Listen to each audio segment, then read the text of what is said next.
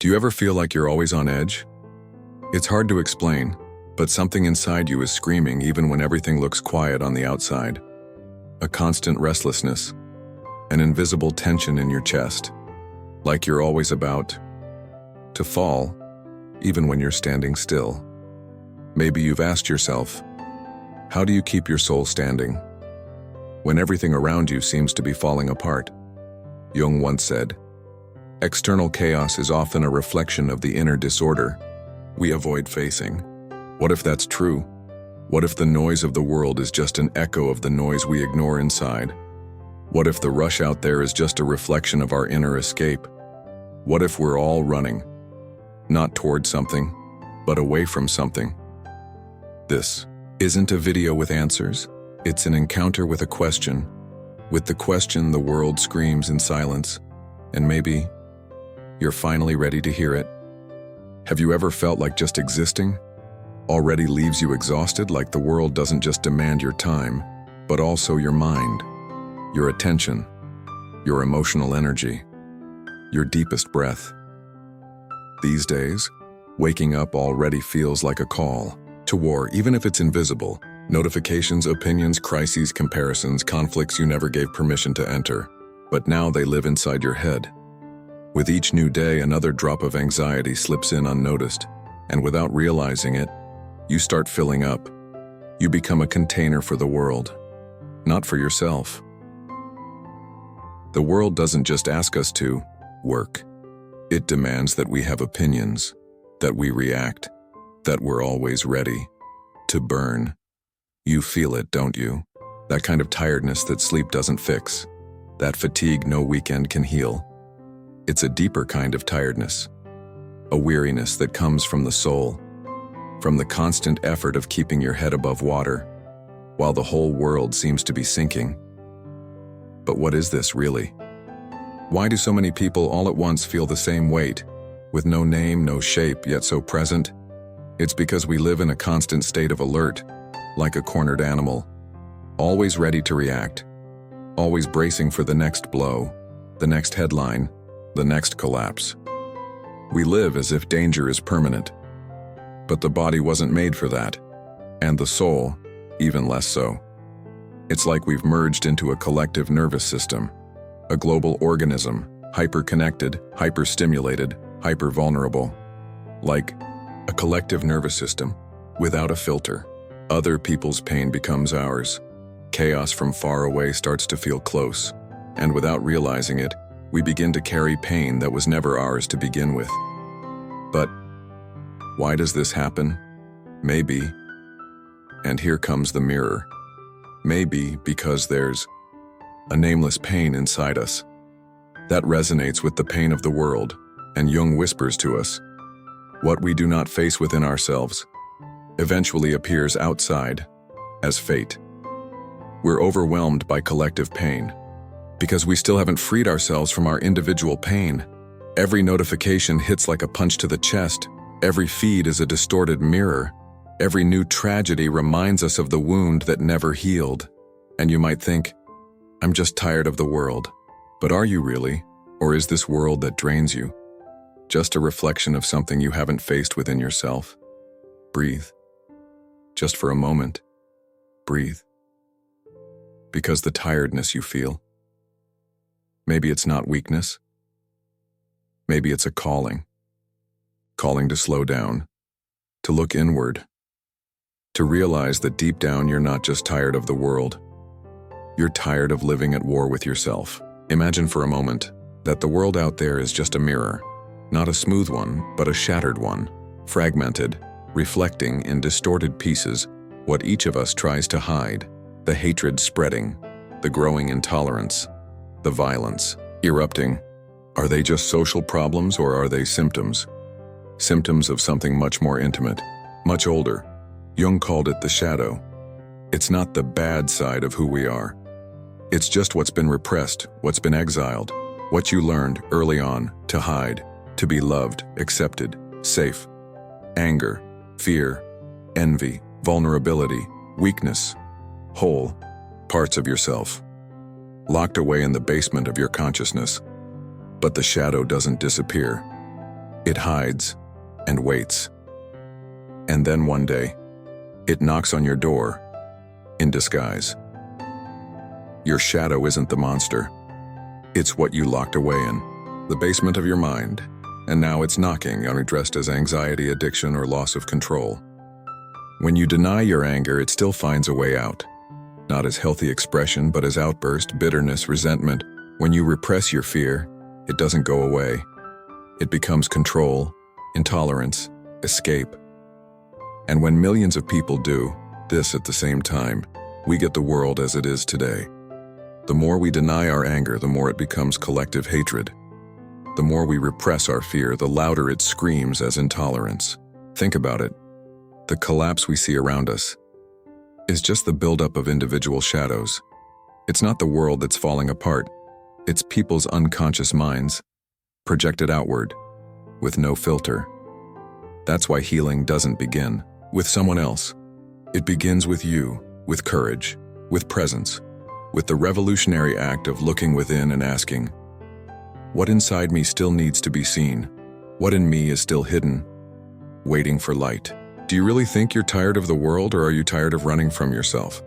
That question, simple and raw, might be the doorway, because when you stop running, the shadow stops being the enemy and begins to reveal itself as the part of you you had to deny just to survive.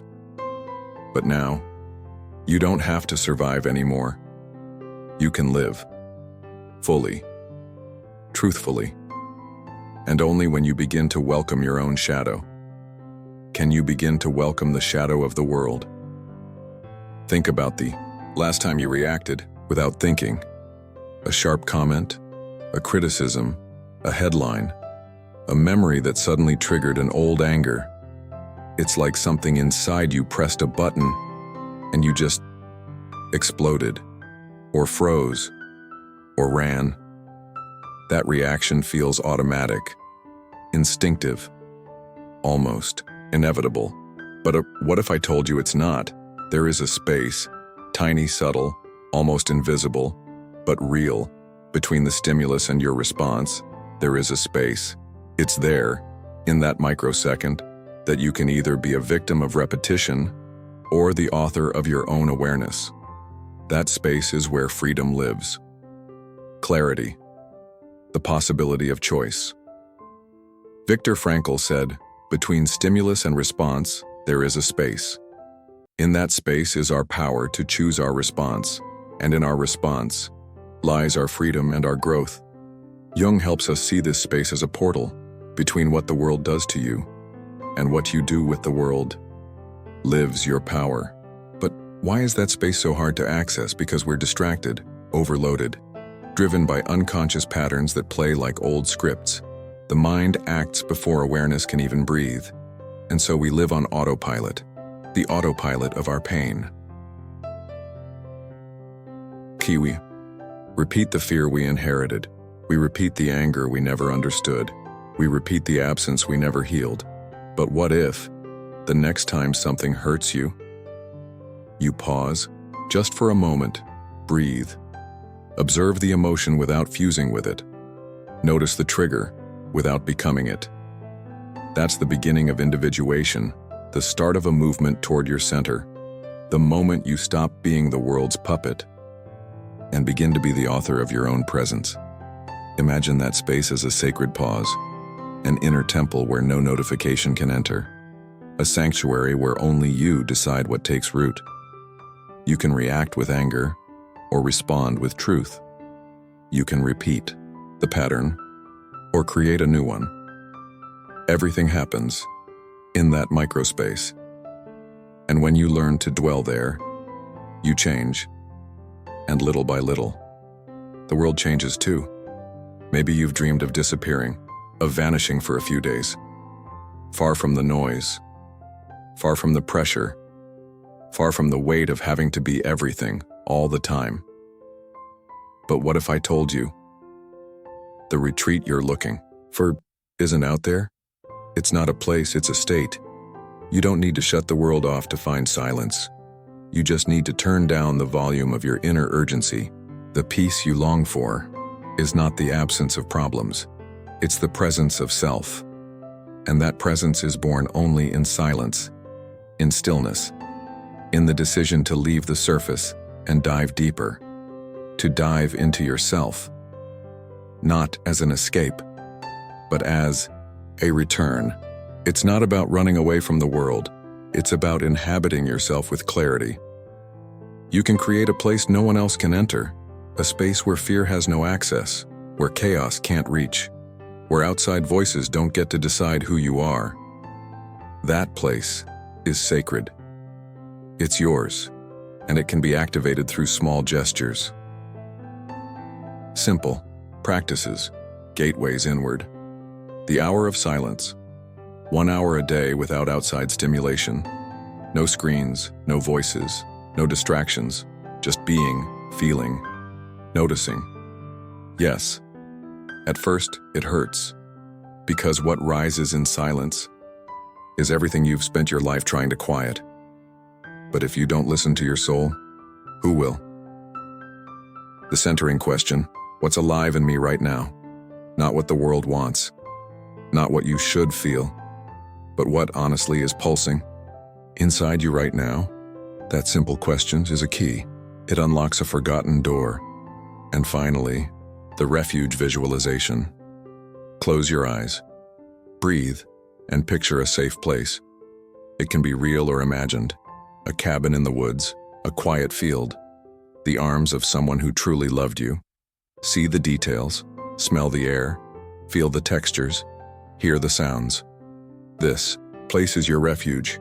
Return to it whenever the world tries to invade you.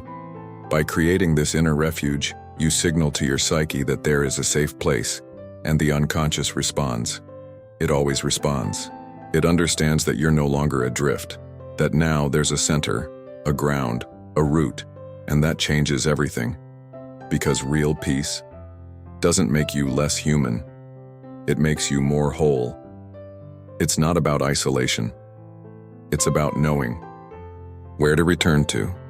It's about walking through the world with a home inside you, a place no one else can reach, because only what's true lives there. Some mistake peace for passivity, silence for indifference, being centered for being selfish. But that's an illusion. Inner peace isn't escape. It's revolution. Not the kind that shouts, but the kind that transforms, quietly. The kind that shifts the field, without needing to win the war. Your calm shifts the emotional field of a room. Your present shapes a child's future. Your center moves the collective. Have you ever felt that? Walking into a tense environment, and suddenly, the calm presence of one person changes the air, changes the tone, changes everything. They didn't say a word, didn't argue, didn't impose. They simply were. Whole, aligned. Peace is not the absence of conflict. It's the presence of awareness, and conscious people are catalysts. They don't add fuel to chaos. They transform it, simply by not feeding it. Inner peace is not disconnection. It's invisible activism. It's the brave choice not to respond to offense with aggression, not to get swept up in the same desperation surrounding you, not to confuse urgency with importance. When you cultivate your center, you become a rare kind of presence, a presence that doesn't inflame, doesn't accuse, doesn't compete, but reveals, illuminates, offers another way. Jung once said, when the individual transforms, the collective unconscious begins to shift. You don't change the whole world all at once, but you change the field around you, and the field changes other fields, and the invisible begins to move. The healing of one is a crack through which light enters the unconscious of humanity. So yes, caring for your peace is a political act. It's an act of resistance, because in a world that wants you inflamed, divided, and constantly rushing, to be peace is a quiet rebellion. It's a revolution that begins in the heart. You're going to lose your way. You'll lose your center. You'll forget all of this by tomorrow. And that's okay. Peace isn't a permanent state. It's not a place you arrive and never leave. It's like breath. It comes, it goes, it returns. Like the tides, like the heartbeat. You don't need to be perfect. You just need to remember the way back. Peace is an inner center of gravity, a place we can return to, like coming home in the middle of a storm. And sometimes that center isn't calm, it's just real, authentic. Don't try to stay zen all the time. Anger has wisdom, fear has something to say, sadness carries deep messages. Peace isn't about erasing emotions, it's about being with them, without being consumed by them. It's knowing that even when everything feels tangled, there's still something in you that remains. A ground, a root, a quiet reminder. I might be far from my center right now, but I know the way back. You are not the chaos you feel. You are the one who notices it. You are the one who can choose to return. And each time you do, it gets easier. The space between trigger and choice becomes more accessible. The inner refuge becomes more familiar. Presence becomes more natural, and slowly, you stop living in reaction. You begin living in response with awareness, with soul. Don't expect perfection, expect cycles. Quiet growth. Unexpected returns to your center. Because the path of peace is, above all, human. The world will keep moving. The news won't stop. The crises won't end tomorrow. The chaos will still be out there. But the question that matters isn't about the world. It's about you. Do you want to keep reacting to everything? Or do you want to start responding from something deeper? Because anyone can react. That's pain's impulse. That's the wound's reflex. But to respond, that's an act of presence, a gesture of awareness. And that doesn't depend on the world. It depends on how willing you are to protect your peace. 2. Face your shadow to create silence, to become presence. If you don't care for your peace, and who will? Maybe the world doesn't need more heroes at war. Maybe it needs more people at peace. People who know how to listen, who know how to wait, who know how to hold discomfort without exploding. People who don't need to win to feel right, who don't need to shout on to be heard. People who chose to come back to themselves, and in doing so, found the other. Because every true peace is collective, even when it's born in silence. And every centered person is a light in humanity's unconscious. Now take a deep breath, feel your body, and ask yourself, what is alive in me right now? Let that question be your compass. Let your center be your home. And even when the world falls apart out there, know this: there is a place within you that no one can take away. Now, leave a comment below. Which part of this video resonated most with you? If this message stirred something in you, like it, share it, and follow us here. This journey is just beginning.